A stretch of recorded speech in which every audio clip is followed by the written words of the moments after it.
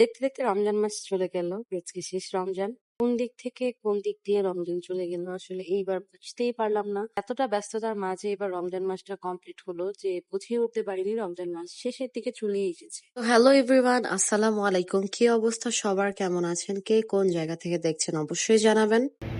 শুনেন, গাড়ি কানেক্ট করছিলাম, তো পরে সময় পার হয়ে গেছে, এই জন্য গাড়ি রেখা চলে গেছে। হ্যাঁ, তো এই জন্য দেখেন কী রকমের বিচ্ছিরিভাবে আমার সাথে ব্যবহার করতেছে। তো গাড়ি আসার 10 মিনিট আগে আমাকে বলছিল বাসা থেকে বেরোর জন্য, তো তখন আমি আপনাদের জন্য ভিডিও বানাইতেছিলাম।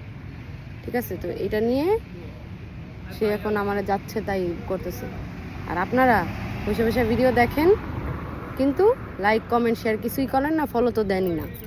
এই এত অত্যাচার সহ্য করা লাগে। দেখেন একটা ভিডিওর জন্য, যেটা আপনার মাত্র 2 সেকেন্ডের একটা ভিডিও দেখেন। সো এই আমাদের যারা আমরা ভিডিও বানাই তাদের স্ট্রাগল হচ্ছে এগুলো। যে রাস্তায় এখন বসে আছে দেখেন, এই যে কোনো গাড়ি নেই। তো এই হচ্ছে আমাদের আসলে একটা রিয়েল স্ট্রাগলের ঘটনা আপনাদের সাথে শেয়ার করলাম, যে আপনারা আসলে 15 সেকেন্ডের একটা ভিডিও দেখে অনেক কিছু জাজ করে ফেলেন, বাট আসলে ওই ভিডিওটা বানানোর জন্য কত কিছু সহ্য করতে হয়, কত কিছু করতে হয় সেটা আপনাদের আইডিয়ারও বাইরে।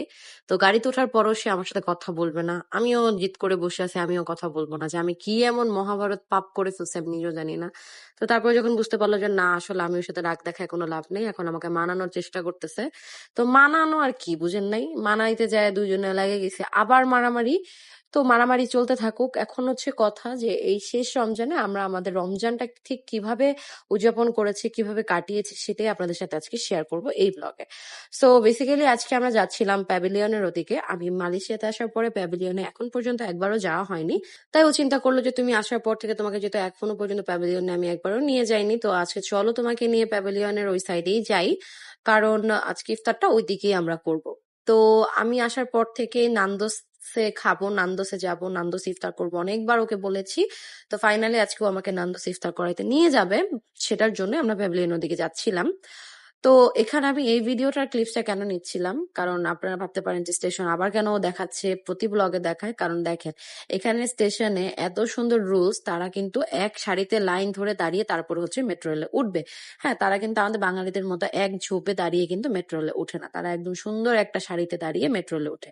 তো প্রথমে দেখেন আমরা কিন্তু এলআরটি দিয়ে আমাদের যে কেএল সেন্টার স্টেশনটা আছে, কেএল সেন্টার স্টেশন থেকে আমাদের আবার একটা লাইন চেঞ্জ করে মোনোরেলে উঠতে হয়েছে।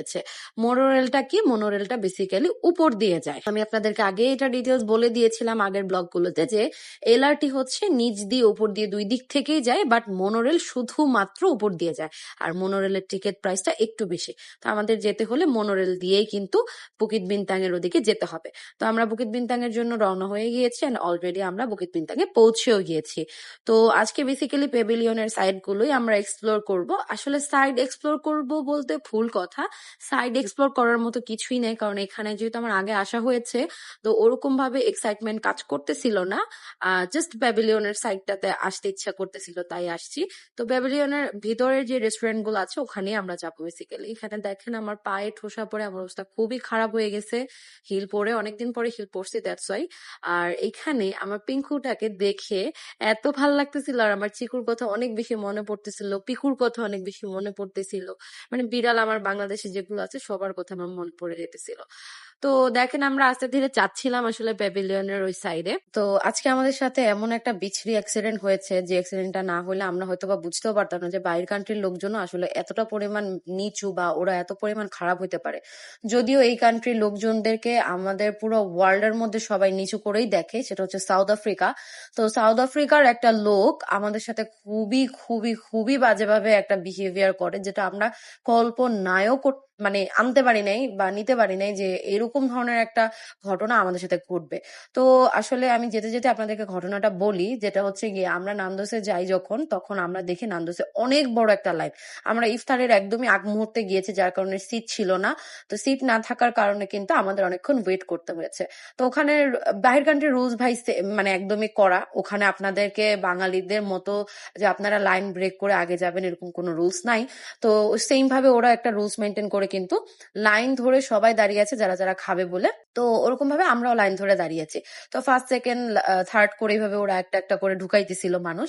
যখন একটা করে সিট খালি হয় একজন করে ঢুকায়, একটা করে সিট খালি হয় একজন করে ঢুকায়, এরকম ভাবে। তো আমরা প্রায় কতক্ষণ ধরেন মিনিমাম 1.5 ঘন্টার মতো, 1.5 ঘন্টা হবে না, 1 ঘন্টা হবে, 1 ঘন্টার মতো কিন্তু আমরা দাঁড়ায় ছিলাম। সো এখানে আমি দেখেন ভিডিও ক্লিপস আমি নিব অলরেডি, যে আমাদের নান্দোসে যখন আমরা প্রবেশ করি তখন প্রবেশ করার আগে এই যে দেখেন কত বড় একটা লাইন, মানে 2 সারিতে 2টা লাইন ধরে সবাই দাঁড়ায় আছে। তো আমাদের মাথা তো তখনই নষ্ট হয়ে গেছে যে আমরা কিভাবে ইফতার করবো, আমাদের ইফতার করা হবে না আজকে। তো পরে হাসিব বারবার বলতেছিল তুমি অন্য কোথাও বসো, অন্য কোথাও বসো, চলো আমরা অন্য কোথাও যাই।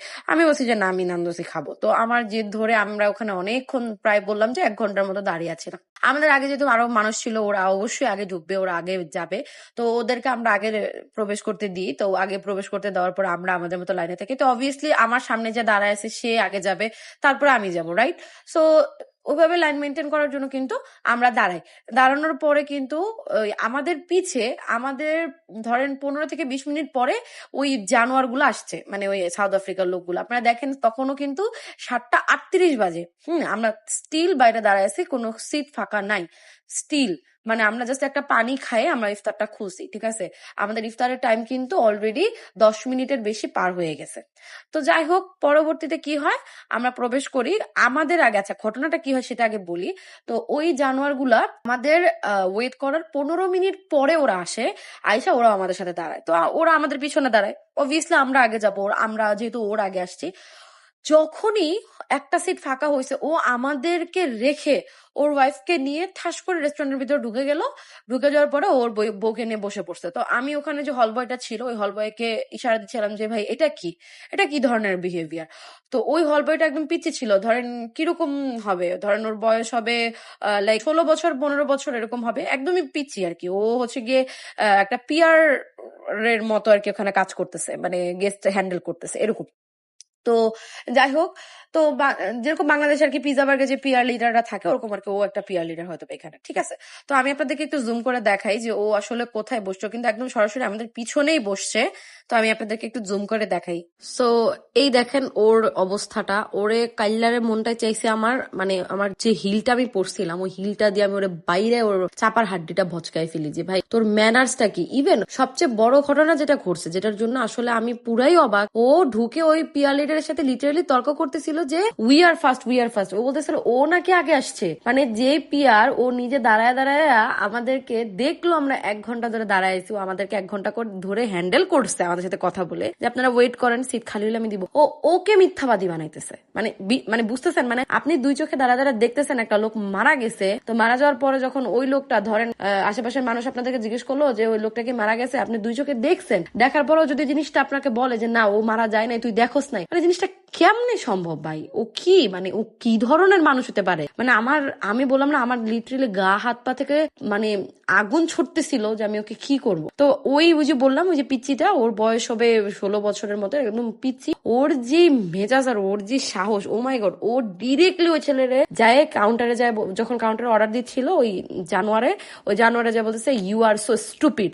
মানে ওরে ডিরেক্ট যায় স্টুপিড বলতেছে, যেখানে ওই লোক ওর ধরেন বাবার বয়সী হবে। মানে ওর কথা হচ্ছে যে ম্যানারলেস, মানে ম্যানারলেস সে যেই হোক, মানে পুরা ও আমার মতো, মানে একদম ছেলেটা একদম আমার ভাইবস এর মতো। তো মানে কি বলবো, ঘটনা এটাই ছিল। আসলে আমাদের সাথে এরকম ঘটনা ঘটবে এটা আমরা আসলে আশা করতে পারি নাই। তো যাই হোক, আসলে কিছু বলার নাই, মানে সব জায়গার মানুষই খারাপ ভালো মিলাই আছে। তো আসলে আমাদের দিনটা অনেক খারাপ গেছে। আমরা এক্সপ্লোর, মানে যেভাবে আমরা এক্সাইটমেন্ট নিয়ে বের হয়েছিলাম যে আমরা একটু ঘুরবো ফিরবো বা খাবো, সেই এক্সাইটমেন্টটা একদমই মাটি হয়ে গেছে এই ঘটনাটা ঘটার পরে। তো আমাদের এই ছিল আজকের লাস্ট রমজানের কাহিনী, আজকের লাস্ট রমজানটা। তো আপনাদের রমজান মাসটা লাস্ট বা রোজাটা লাস্ট কেমন গেল আমাকে কমেন্ট বক্সে জানাতে পারেন। আজকের ভিডিওটা এই পর্যন্তই থাকবে, দেখা হবে আপনাদের সাথে ঈদের ব্লগ এবং চাঁদরাদের ব্লগ নিয়ে। তো আজকের মতো ব্লগটা এই পর্যন্তই থাকবে, দেখা হবে নেক্সট ব্লগে। সবাইকে টাটা বাই বাই, আল্লাহ হাফেজ এন্ড আসসালামু আলাইকুম।